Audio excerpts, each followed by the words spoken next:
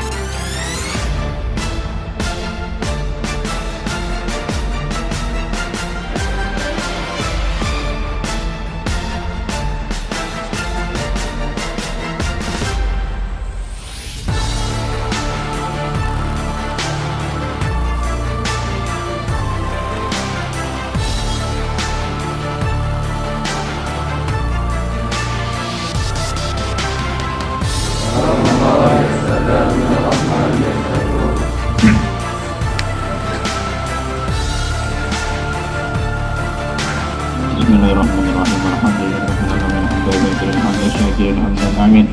Hamdan ya bina wa yudu bi wajhi rabbana lakal hamdu kama yanbaghi li jalali wajhikal karim wa ala sayyidina Muhammadin sallallahu alaihi wasallam wa ala sallallahu ala sayyidina Muhammadin wa ala alihi wasallam. Alhamdulillahirabbil alamin. Alhamdulillah. Yang punika kula panjenengan ziarah di makbaripun Panglima Besar Jenderal Sudirman. Soalnya nembe panjenengan ziarah dengan tata cara yang lain daripada makam yang lain ya. Arane sana pengalaman tekan omah iso cerita karo kanca-kanca ono siap gerak ono apa meneh mau mengeningkan ciptaku sampean ngomong apa ya arti ya. Pokoknya kon meneng ya meneng. Ya alhamdulillah kenonggi pengalaman olah ilmu sampean Bu nanti keluarga pengen ziarah di tempat pahlawan itu ada caranya seperti itu. Beliau Jenderal Sudirman itu lahir di Purbalingga, di Purbalingga sekitar tahun 1916. Nah, tepatnya tanggal 24 Januari 1916. Niku dari Purbalingga. Terus beliau sekitar tahun pendidikan dasar nggih, zaman rumiyin niku di tahun 1936 niku mulai jadi guru. Jadi sebenarnya Jenderal Sudirman ini tidak ada pendidikan apa militer, itu sama sekali tidak ada sekolah jadi guru.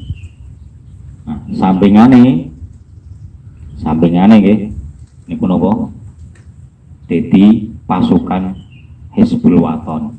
Sekarang zaman rumiyin nggih, terus saiki mono umpamane sampean melu Banser nggih. Akhirnya suwi-suwi karirnya naik sehingga Gus Yakut warma kita titi menteri barang. Lagi Jenderal Sudirman beliau ini jadi guru, tidak lama kemudian jadi kepala sekolah. Setelah kepala sekolah sekitar tahun 1944 mulai Jepang di Indonesia niku beliau masuk peta niku panjangan bela tanah air nggih. Nah, terus tahun 45 ketika pasca mau kemerdekaan niki beliau memimpin sebagai TKR, Tentara Keamanan Rakyat. Itu membawai satu nopo namanya batalion tapi sewilayah Banyumas gitu. Sehingga sampai suaranya didengar kegigihannya, kepemimpinannya sampai ke presiden gitu. Sehingga beliau intinya sampai ditunjuk ataupun diberi kepercayaan oleh presiden. Bahkan tahun 48 itu ketika terjadi agresi militer Belanda kedua niku beliau memimpin selama 7 bulan, memimpin perang gerilya. Jadi Londo dialihkan, dijak ngidul singgon alas-alas ya, dijak gerilya. Jadi termasuk perang yang banyak dikutip dari buku-buku beliau dengan menjadikan perang gerilya ini, termasuk Korea, termasuk negara-negara lain ya, nate kula mireng termasuk dikutip perang gerilyanya ataupun ditiru nggih perang gerilyane Jenderal Sudirman iki. Niku selama 7 bulan beliau gerilya. Nah, yang paling hebat di dalam mengapa beliau termasuk sukses cekel Londo angel nggih, dibunuh juga Londo kesulitan, bahkan banyak merugikan orang-orang Belanda.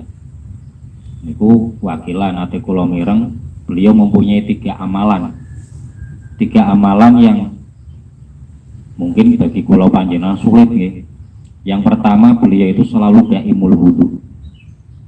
Jadi makanya setiap yang untuk istirahat beliau itu biasanya sering ono pun jangan beliau pedasan mungkin itu seringnya ada pedasan ataupun sampai orang-orang biasanya kendi. Pokok beliau begitu hadas langsung wudu. Ketika bangun tidur kan batal, beliau langsung wudu. Itu amalan yang pertama. Walaupun itu amalan paling rendah bagi Syabdul Qadir Al Jilani nggih, tapi bagi kula panjenengan karang kelas bangsa jare Gustiwa putrane Gus Min niku karang kelas bangsa Coro nggih. Pokoke sabote nemen. Bagi Syabdul Qadir itu adalah amalan yang teringat nggih. Terus yang kedua yang dilakukan ataupun amalan daripada Jenderal Sudirman ini adalah gemar sedekah. Jadi ketika beliau persediaan pangan itu siturake, orang-orang miskin di sekitar yang beliau tinggal itu diberikan, suruh menghabiskan. Kadang pasukan yang bersama dengan Jenderal Sudirman ojo kabeh cara bahasane nggih. Engko dhewe nang kono mangan opo? Itu Jenderal Sudirman kok nang kono mesti ono maneh. Wis pekeh pinang nangken kabeh sampai dihabiskan. Itu beliau padahal di kondisi napa sulit nggih.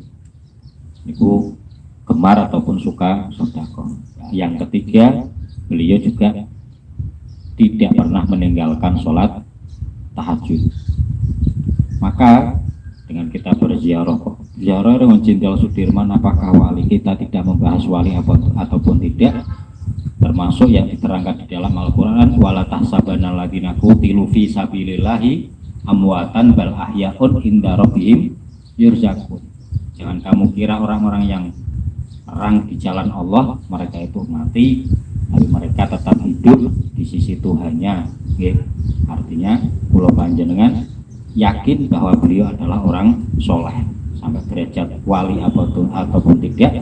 Wong kita bukan wali tidak bisa memberikan penilaian nggih. Cuma ana kono wis wali nilai kae itu wali kae pangkate 7, wali kae pangkate 9. Duh mana nggih. Yang penting kita husnudon bahwa beliau adalah min jumlatis sholihin nggih. Karena apa? Semua waktunya, pikirannya, tenaganya, bahkan nyawanya untuk membela tanah air ini, sehingga yahmena aku sampean bisa ibadah dengan tenang, bisa belajar dengan tenang. Itu karena jasa-jasa daripada beliau.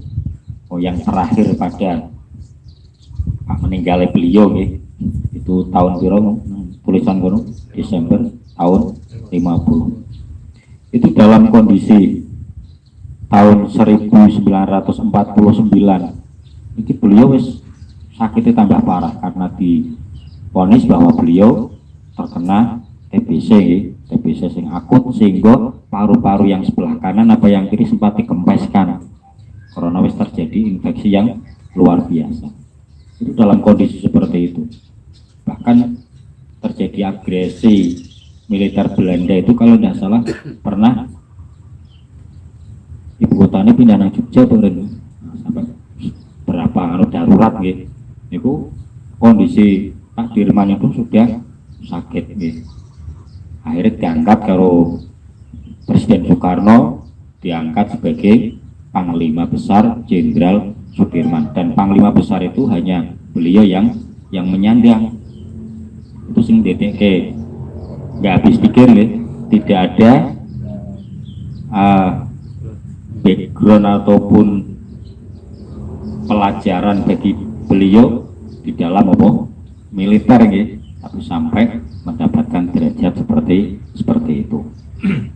Dan beliau kalau melihat lahir dari 1916 terus wafat ataupun sedo 1950, itu beliau dalam usia hanya 34 tahun.